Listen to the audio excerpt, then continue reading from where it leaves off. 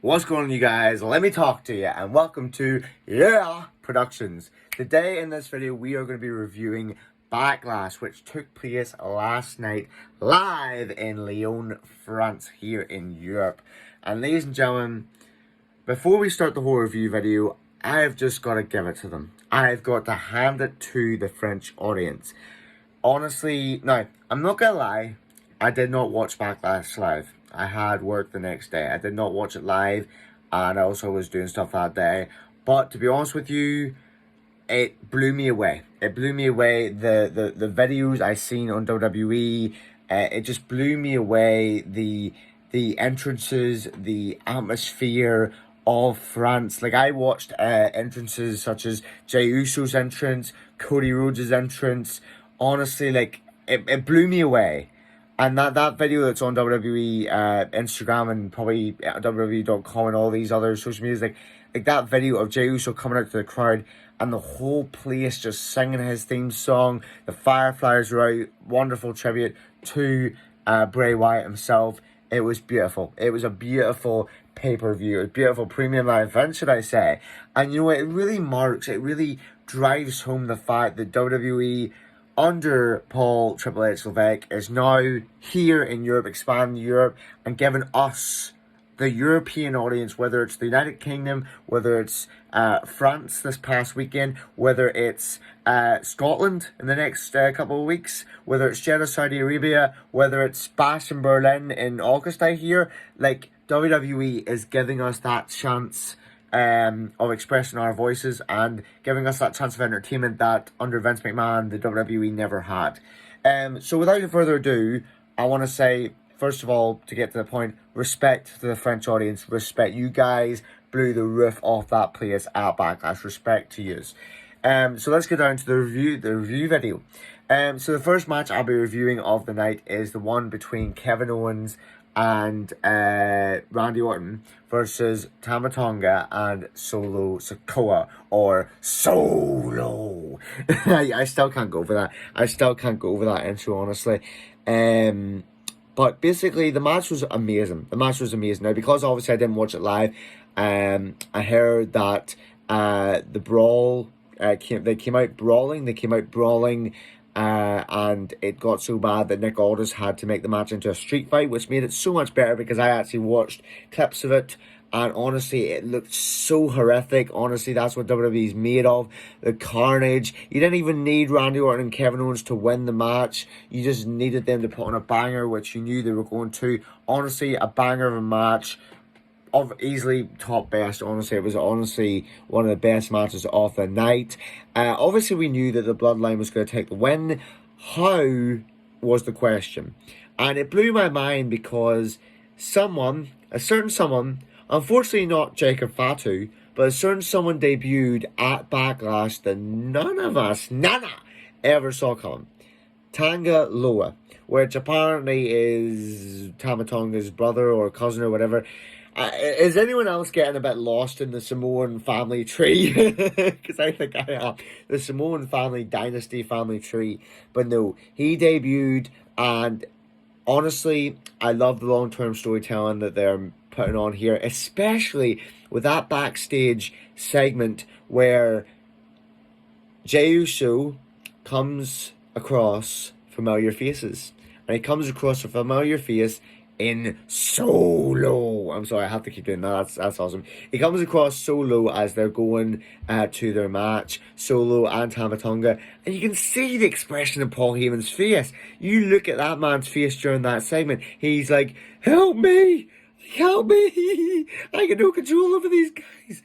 Like, you can see, like, you definitely can see from Paul Heyman's face that there's a change in his personality, a change in his character. Like, after they won that match, Tama Tonga, Tangaloa, and Solo, I'm sorry, I couldn't help it. Like, they persisted in beating down Randy Orton and Kevin Owens, so they did. And it got so bad that, obviously, the referees had to try and stop it. And you even had Paul Heyman. Literally begging this new bloodline to stop attacking them. And I'm thinking to myself, my goodness, Paul Heyman's like showing babyface characteristics already. It just shows that it's not going to be Cody Rhodes. It's not going to be Seth Rollins. Whenever Roman Reigns comes back, we all know one thing, and the fact remains true. He is going after this new bloodline. He's going after, because they haven't made it official, obviously, but Solo since WrestleMania. Solo. I'm sorry, I cannot help that. Solo since WrestleMania has kind of taken that position as tribal chief of the bloodline. He has now kind of taken that position.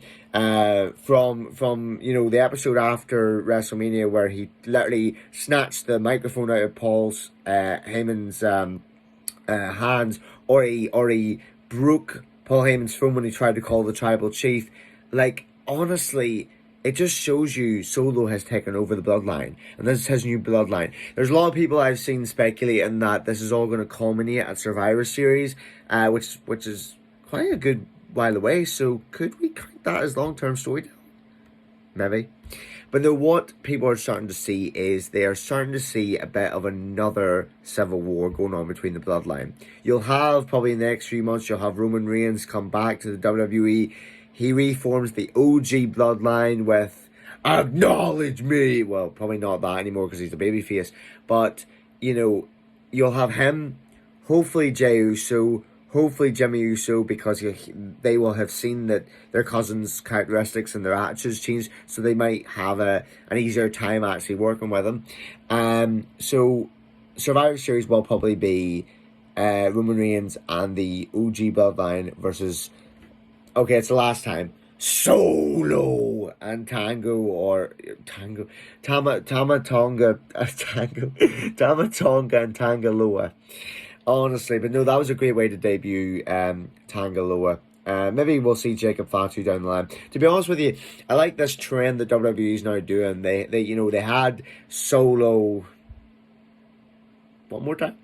Solo. They had Solo debut at Clash at the Castle in 2022, and then 2 years later, once again at an international PLE, they have Tangaloa debut, which is honestly awesome. Don't know what WWE's obsession is with having the bloodline debut at international pay-per-views, but I like it. I must say I like it. So yes, the right people won in that match. It does not at all damage KO and Randy Orton's star power. They're amazing. They've done everything they need to do, honestly, and I can't wait to see how it goes from there. The next match of the night I want to talk about is the one between Jade Cargill and Bianca Belair versus the Kabuki Warriors for the women's championships, or the women's tag team championships. This match was all it needed to be. It was good to see finally the Kabuki Warriors lose their titles. It'd be good to see what kind of run Jade Cargill and Bianca Belair have, what kind of run Triple H has in store for them. They've got a lot of potential, a lot of star power, especially Jade Cargill coming from, she's one of the biggest signings that, Triple H has done. So I would say that it's good that he decided to end that streak of the Kabuki Wars and put the championships on them for now. It'd be good to see the kind of rivalries they could have. You never know. Maybe down the line, Jade Cargill turned on Bianca, or vice versa. You never know. There's a lot of scenarios there, but no, it was a good decision. You don't want to hand Jade Cargill her first defeat so quickly. She's only been debuting the last couple of months, so we'll keep her with Bianca. I think that's the kind of way they're going with this. Keep her with Bianca, and that'll help her star power, I guess. So yes, I believe that was the right decision. So that was a good match. The next match I'm going to be reviewing is the WWE Undisputed Championship match. And by the way, I know you're about to say this is not all in order. No, it's not in order. But no, the WWE Undisputed Championship match between champion Cody Rhodes and AJ Styles. That match was everything it needed to be. It was beautiful. It was a classic. It was a dream match. And like we all kind of figured it out even before Backlash, of course they're keeping the title on Cody. They are not taking it off him anytime soon, especially not to someone like AJ Styles. And you know what? I'm going to take back what I just said. I can't really say someone like AJ Styles. AJ Styles is one of the best WWE has ever had. He is indeed. He is indeed phenomenal. I love the guy. I loved him when he first debuted in the WWE in 2016. I loved his first year in the company. He absolutely dominated. He has done everything that he needs to do. But let's face it, AJ Styles is... It's sad to say this, but it's the truth. AJ Styles is no longer the same... He's no longer the same star he used to be. Like, see, between 2017 and... between 2016 and, 2018, I'd say that's when his star power was at the top, honestly. AJ Styles ran the company in 2016, winning the championship his first year, beating up John Cena, all that kind of stuff. And then, he had an amazing run as champion the first time, the second time around as well. But I just kind of feel like WWE are kind of saying to him these days, yeah, your star power these days will be enough to get you through it, because honestly, it's just not his time anymore. I'm not saying AJ Styles is even close to retirement. He's not. But what I am trying to say is he's just not... They just don't want him in the title picture at the minute. Yes, he faced off against Cody for the championship there, but it really is just to build Cody Rhodes' star power. Not that he needs to build, but you know what I mean. AJ Styles is just not... He's just not what WWE envisions as the future in 2024. And that's hard for me to say because I love AJ Styles. He's one of the most athletic performers they have. He's the best. He's one of the best wrestlers in the world, honestly. I love him, but he's just not the future right now. He's not. And I believe putting Cody over him at Backlash was the best decision. Cody's only begun his reign. He's got rivalries he can have down the line. AJ, buddy, sorry to say this, Alan, but you were nothing but a pit stop, to be honest, on the road. He's got people like The Rock he can feud with, Randy Orton. I can't wait to see that feud, and possibly a Randy heel turn, or maybe even a Cody heel turn.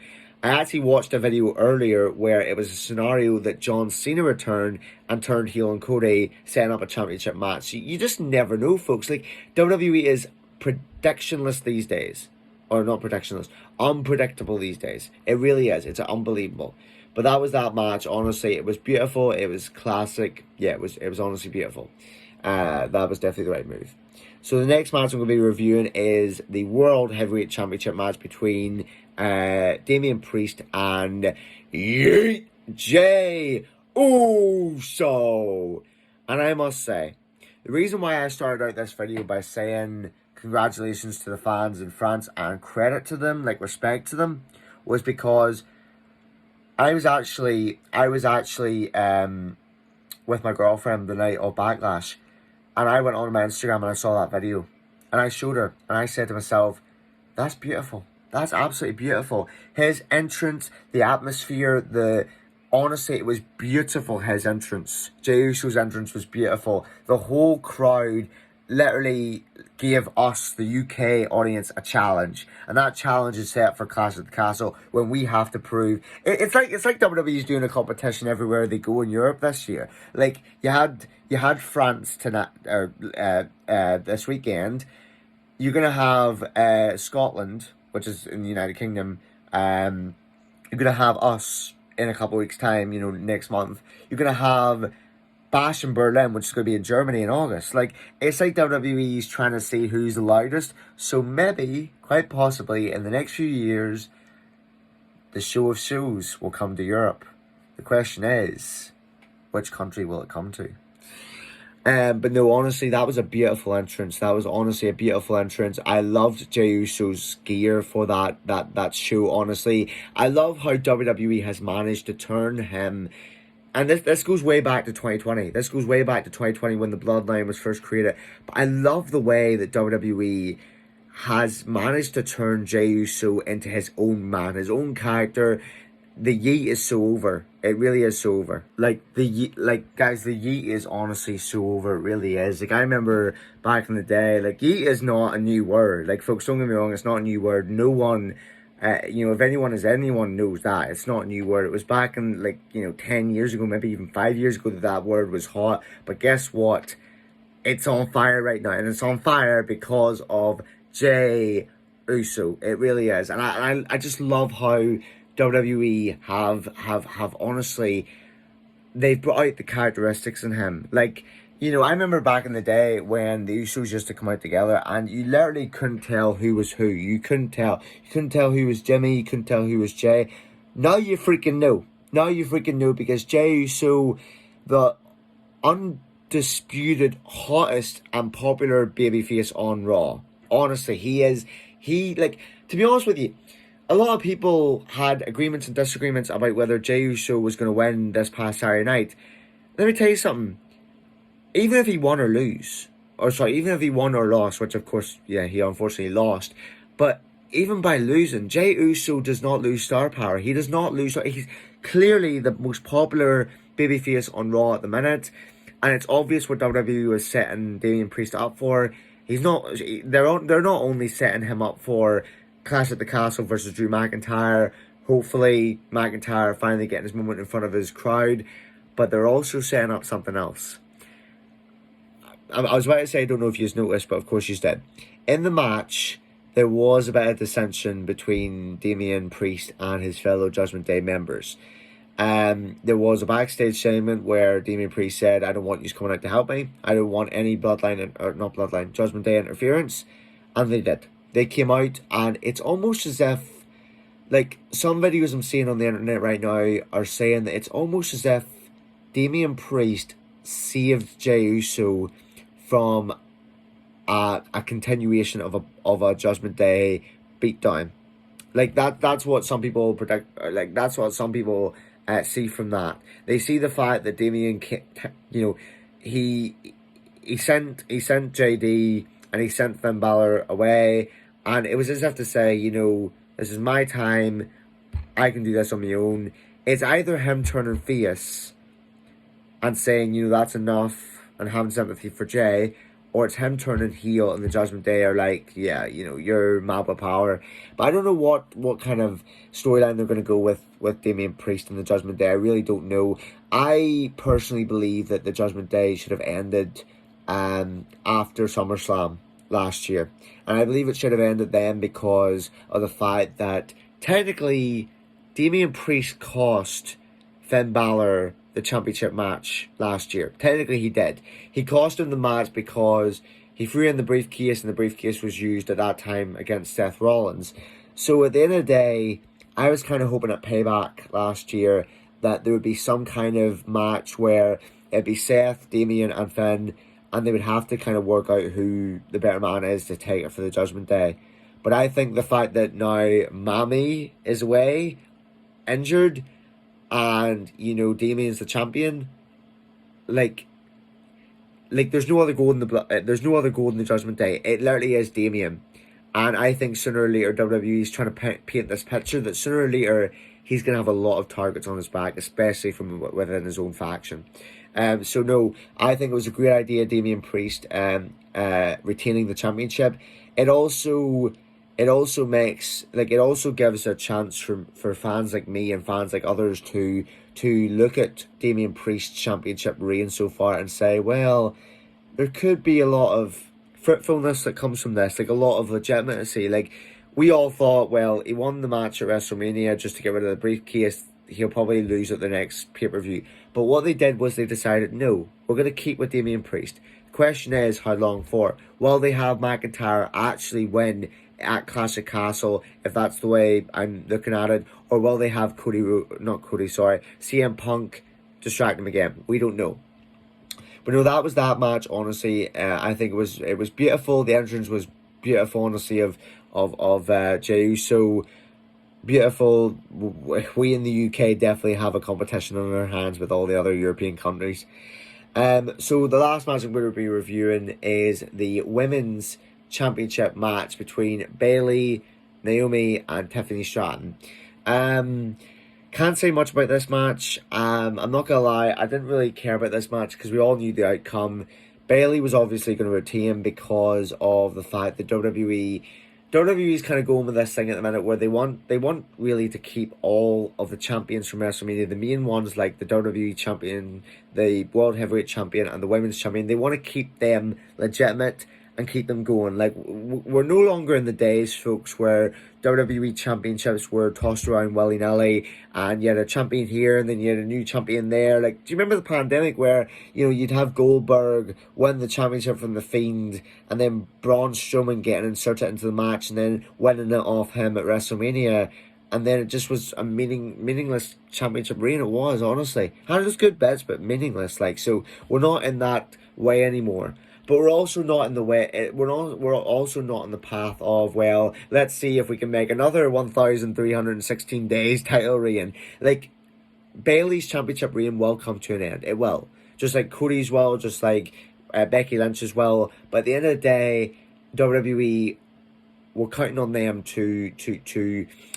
It's not really Cody. It's not really Cody. It's more Bayley and Damian Priest, especially Damian Priest. Can WWE make his title reign legitimate in our eyes? Can they do that? Can they prove to us that, just like at Backlash, down the line, you know, further down the line, can they prove to us he is actually World Heavyweight Championship material? Putting the title on him at WrestleMania was meaningful. Can they do that? Not hating on anyone that likes Damian Priest. I like that guy too, but I just don't know. But WWE, can't wait to be proved wrong.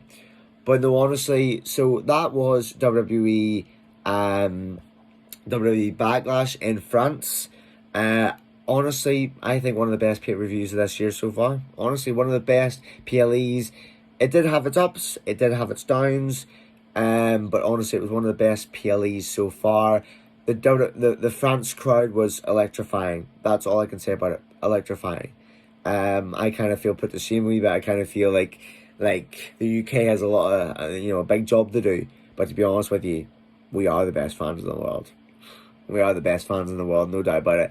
And if you tune in to Clash at the Castle, for you American fans or wherever you are watching this, or whenever you do watch this, if you tune in to Clash at the Castle next month for Glasgow, Scotland, you'll find out just how electrifying the UK crowd is. We are the best crowd on the face of the earth. We are. We're just so underrated. I'm joking. I'm not gonna start a competition in the chat here. Really, I'm not gonna start a war. But thank you all so much for watching. That was my review of Backlash. Brilliant PLE. It was all that it needed to be for a B PLE, like a B plus PLE. It was all that it needed to be. I can't wait for this. Not big reign, but I can't wait for this reign of Cody Rhodes, of Bayley, of especially Damian Priest, to see where it goes with them. And I can't wait for WWE to prove us all wrong, prove the haters wrong, and say Damian Priest is a legitimate candidate for the World Heavyweight Championship. Well, not candidate for, he is the World Championship, but they need to prove to us that they can make this work. And so, honestly, I can't wait. Thank you all so much for watching. God bless, and I will see you all again soon. Yeah.